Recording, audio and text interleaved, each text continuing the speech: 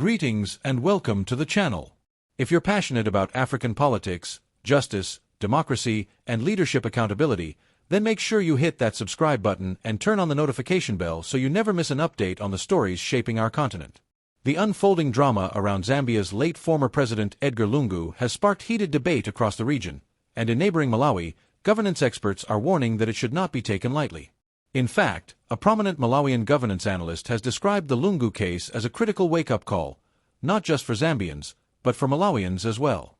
According to this expert, the series of controversies following Lungu's death underscores the urgent need for Southern African nations to strengthen institutional safeguards around the treatment of former leaders, legal clarity, and the handling of transitions in power.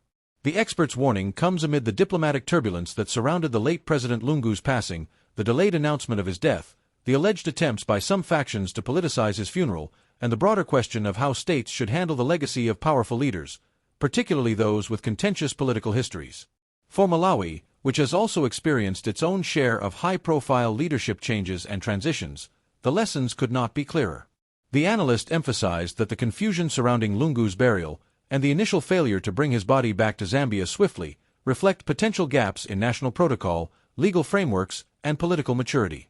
These gaps are not unique to Zambia, he said. They are symptoms of a broader challenge facing young democracies across Africa, where the institutions that support governance often lag behind the realities of political power and public expectation.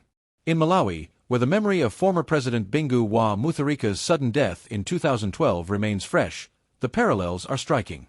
Bingu's death was also marked by a temporary information blackout, power struggles behind closed doors, and confusion about succession.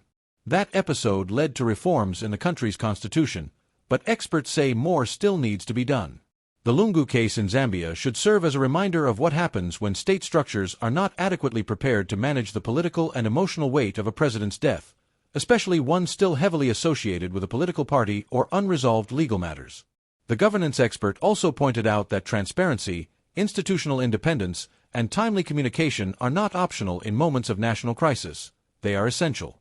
In the case of Zambia, the delay in confirming Lungu's death, the diplomatic headache of his being initially buried abroad, and the legal wrangles surrounding repatriation revealed cracks in the system that Malawi would be wise to study. He added that Malawi, like Zambia, must create and reinforce legal procedures that are not subject to political whims. This includes clearly defined state responsibilities toward former presidents, especially those who face or previously faced legal scrutiny. Failing to do so, he warned, could create future constitutional crises or public mistrust in the government's ability to act fairly and swiftly in times of political shock. Furthermore, he noted that civil society in both countries must remain vigilant.